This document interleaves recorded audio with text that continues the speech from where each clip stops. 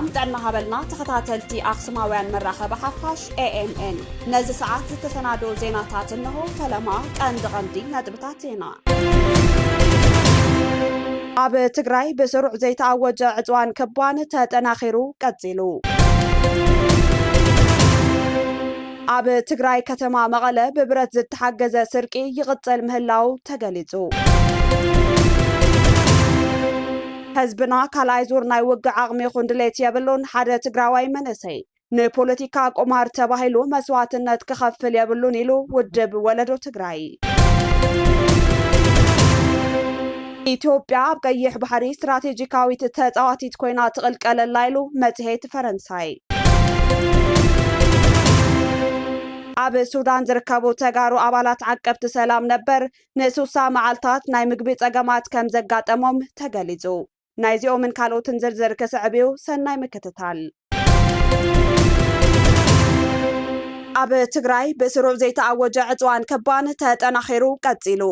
ኣብዚ እዋን ባንኪ ምሉእ ብምሉእ ግልጋሎት ጥረ ገንዘብ ምሃብ ጠጠው ኢሉ ካብ ቁፅፅር ትግራይ የመሓድር ኣለኹ ዝብል ኣካል ወፃኢ ኮይኑ ብጸሊም ዕዳጋ ብዘይ ሕጋዊ መንገዲ ዝሽየጥ ዝጸንሐ ነዳዲ ካብ 230 ብር ናብ 450 ብር ብሊትሮ ዓብዩ ምንቅስቓስ ትራንስፖርት ግልጋሎት ናብ ዘይህበሉ ብርኪ በፂሕ ኣሎ ብፍላይ ካብ ወረዳ ከተማታት ናብ መቐለን ካልኦት ዓበይቲ ከተማታት ማለት ዞባታት ዝነበረ ምንቅስቓሳት ብሕፅረት ነዳድን ዘይተኣደነ ወሰኽ ዋጋ ነዳድን ኣብ ትግራይ ኣብዚ እዋን ኣጋጢሙሎ ኣብ ግልጋሎት ባጃጅ ተዋፊሮም ዝሰርሑ ዝነበሩ መናእሰይ ኣብ ኣባይቲ እንዳሻሂ ጠረጴዛ ከቢቦም ዳይስ ዝበሃል ፀዋታ ክፃወቱ ምዕዛብ ልሙድ ተርእዮ ኮይኑ ንባጃጃቶም ዘንቀሳቐስ ነዳዲ ስኢኖም ኮፍ ኢሎም ምውዓል ጀሚሮም ኣለው ኣብዚ እዋን ሰኣን መኽፈሊ ታክሲ ብእግሩ ዝጓዓዝ ህዝቢ መዓት እዩ ናይ 12 ብር ዝነበረ ክፍሊት ታክሲ ናብ 45 ብር ዓብዩ ኣብ ከተማ ዝነብር ህዝቢ ብፍላይ መዓልታዊ ሸቂሉ ዝረኽቦን ንታክሲ ዘውፅኦ ወፃእታትን ከማጣጠን ብዘይምኽኣሉ ዝዕፆ ናይ ስራሕ ቦታን ስርሑ ዝለቅቕ መዓልታዊ ሰራሕተኛን ይበራኸተሎ ብፍላይ ኣብ ከተማ መቐለ ሰራሕተኛ መንግስቲ ደሞዝ ኣይትኽፈሉን ዝብል ደብዳበ ካብ ጊዜያዊ መንግስቲ ተስፋታቶም ክቕህም እታ ሎምዶ ጽባሕ መሃያእትያ ደቀይ ዕንግል ክብል 30 መዓልቲ ዝጽበ ካብ ኢድና ብኣፍ ዘንብር ደሞዝተኛ ብገዛ ኸራይ ክፍሊት ትምህርቲ ወፃእታት ኣስቤዛን ዝማነጣ ወርሓዊ መሃያ የለን ማለት ዕፅዋን ከባን ካብ ዝንላዕሊ ኣይህሉን ካብ ኣብያተ ትምህርቲ ትግራይ ዝለቅቕ ተምሃራይ ቁጥሩ ይበራኸተሎ እቲ ቀንዲ ስጋት ኩናት ብምፍራሕ ወለዲ ደቆም ውሕስ ናብ ዝብልዎ ቦታ ካብ ትግራይ እናውፅኦም ዝርከቡ እሞዳ ትግራይ ኣብዚ እዋን ናብ ብሉቅ ቅልውላውን ዕፅዋን ከባን ተሰጋጊራላ ኣብ ትግራይ ከተማ መቐለ ብብረት ዝተሓገዘ ስርቂ ቀፂሉ ኣብ ከተማ መቐለ ኣብ 70 ካሬ መንበሪ ኣባይቲ ጸልማት ጉልባብ ብምግባር ብብረት ዝተሓገዘ ውራ ኣብ ናይ ውልቃ ኣባይቲ ብምእታው ምስ ዘብዐኛ ተተኺሶም ከምልጡ ዝኽኣሉ ልያቡ ኣብ ሕብረተሰብ ከቢድ ስጋኣት ጸጥታ ፈጢሮም ኣለው እቲ ብብረት ዝተሓገዘ ስርቂ ምንጠላን ከይድን መቕተልቲ እውን የስዕብ ከም ዘሎ ተፈሊጡ 16 ለካቲት 2018 ዓ.ም ሓደ ውልቀ ሰብ ኣብ ከተማ መቐለ ማርታ ኣደባባይ ዝበሃል ቦታ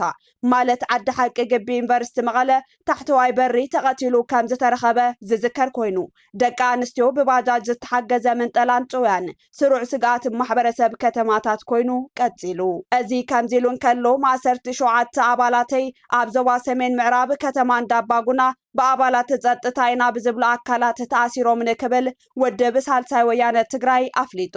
እዚ እቲ ብዕጥቂ ዝተደገፈ ኣብ ትግራይ ኣብ ልዕሊ ህዝቢ ዝፍጸም በደላት ኮይኑ 26 ለካቲት 2018 ዓ.ም ኣብ ስሩዕ ስርሖም ዝነበሩ ኣባላት ውድብ ብኣባላት ጸጥታ ምእሳሮም ኣፍሊጡ እቲ ውድብ ኣብ ትግራይ ዘሎ ስርዓት ኣብ ልዕሊ ኣባላተይ ዝበጽሕ ማእሰርቲ ደው ይበል ክትብል ኣተሓሳሲባ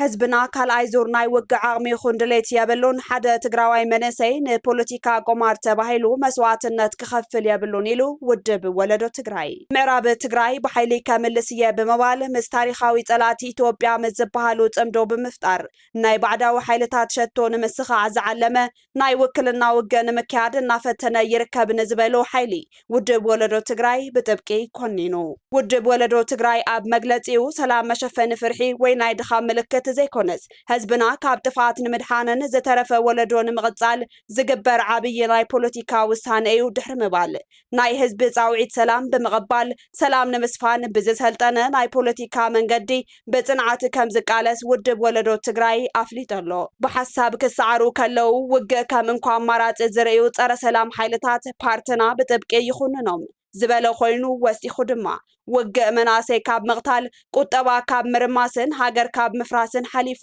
ሓንቲ እኳ ዝርከብ ናይ ፖለቲካ ረብሓ ከም ዘይብሉ ውድብ ወለዶ ትግራይ ብጽኑዕ ይኣምን ክብል ገሊጹ ወሲኹ ድማ ናይ ኢትዮጵያ ስርዓት ንቃወሚና ብምባል ዕጥቃዊ ቃልሲ ሽፋን ዝገበሩ ናይ ውሽጢ ሓይልታት ትግራይ ደጊማ ናይ ውግእ ማእከል ብምግባር ብመናሰይ ደምን መስዋዕትነትን ስርዓት ኣፍሪሶም ናይ ባዕሎም ስልጣን ንምጭባጥ እናሰርሑ ይርከቡ ብምባል ወቂሱ ኣብ መወዳእታ ህዝብና ካልኣይ ዙር ናይ ውግእ ዓቕሚ ይኹን ድሌት የብሉን እሞ ሓደ ትግራዋይ መንእሰይ ንፖለቲካ ቁማር ተባሂሉ መስዋዕትነት ክኸፍል የብሉን ኢሉ ውድብ ወለዶ ትግራይ ኣብ መግለጺኡ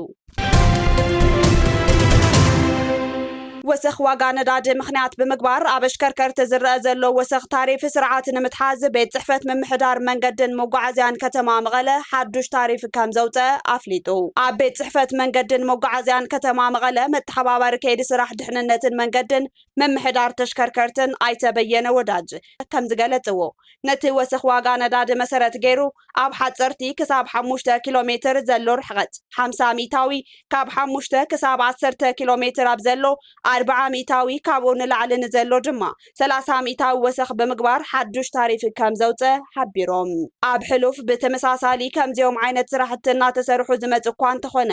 ኣብ ባይታ ዘሎ ሓቂ ግን ዘይትግበር ብሹፌራት ዝውነን ንይምሰል ተፈጻምነት ዘይብሉ ምዃኑ ተገልገልቲ ናይ ኩሉ ግዜ ቅሬቶኦም ምዃኑ ይዛረቡ ብወገን ቤት ጽሕፈት መንገድን መጓዓዝያን ከተማ መቐለ ድማ ነዚ ተግባራዊ ንምግባር ናይ ቁጥጥር ስራሕቲ ከም ዝገብሩ ዝገለጹ ኣይተበየነ ኣብ ሕብረተሰብ ዘሎ ጸገም መጓዓዝያ ብዝተኻለ መንገድን ምቅላልን ካልኦት ኣመራፅታት ንምትእትታውን ምስ ቤት ጽሕፈትን ከንቲባ ካቢኔ ምምሕዳር ከተማ መቐለን ብምርድዳ ተወሰኽቲ ስራሕቲ ከም ዝሰርሑ ገሊጾም ኣለው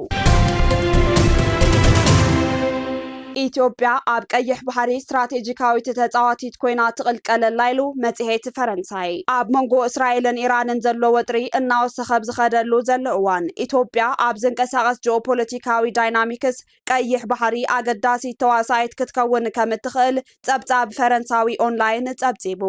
ዝምዕብል ዘሎ ዘባዊ ምሕዝነትን ስትራቴጂካዊ ኣገዳስነትን ኢትዮጵያ ኣብ ቀርና ኣፍሪቃን ሰፊሕ ጸጥታ ቀይሕ ባሕርን ልዕል ክብል ከም ዝኽእል ይሕብር እቲ ኣብ እስራኤልን ኢትዮጵያን ሚስጥራዊ ምሕዝነት ኣንጻር ኢራን ብዝብል ኣርእስቲ ዝተሓተመ ሕትመት ኣብ መንጎ እስራኤልን ኢራንን ዝካየድ ዘሎ ግጭት ልዕሊ ኣብ ቀርና ኣፍሪቃ ዝዝርጋሕ ከም ዘሎን መጻብቦ ባብኤል ማንድብ ወሳኒ ናይ ባሕሪ ትኹረት ኮይኑ ከም ዘሎን የጉልህ ኢትዮጵያ ንነዊሕ እዋን ሉዓላዊ ተበጻሕነት ቀይሕ ባሕሪ ክትረክብ ምዃና እቲ ሕትመት ኣብ ስትራቴጂካዊ ስሌታት ቀርና ኣፍሪካን ኮይኑ ይቕጽል ከም ዘሎ እቲ ሕታም ይሕብር يبل حبريتا مزهيت فرنساي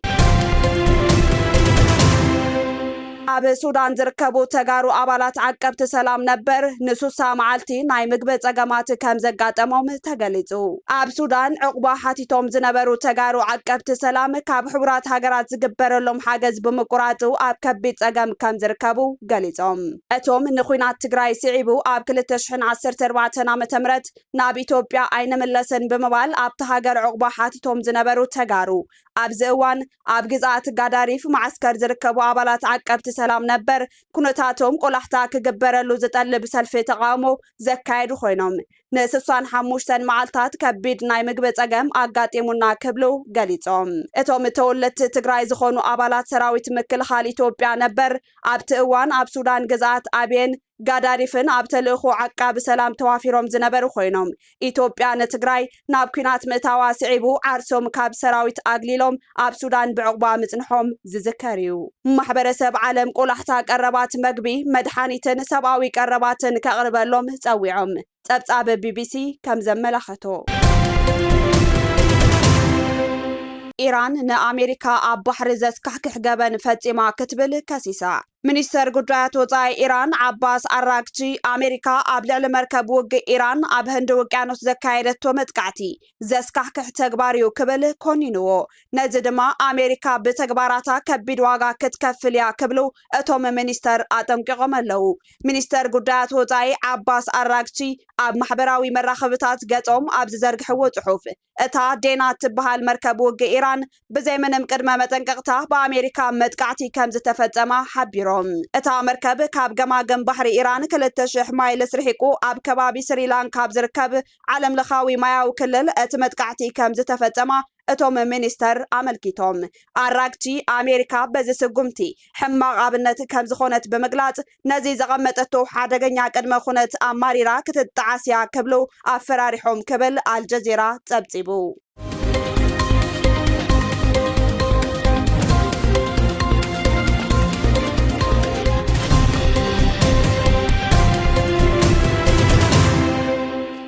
ካብ ኣክሱማውያን መራኸቢ ሓፋሽ ናይዚ ሰዓት ዜናታት ክትከታተሉ ጸኒሕኩም ንምክትታልኩም ነመስግን ምስ ዝተረፉ መደባትና ሰናይ ግዜ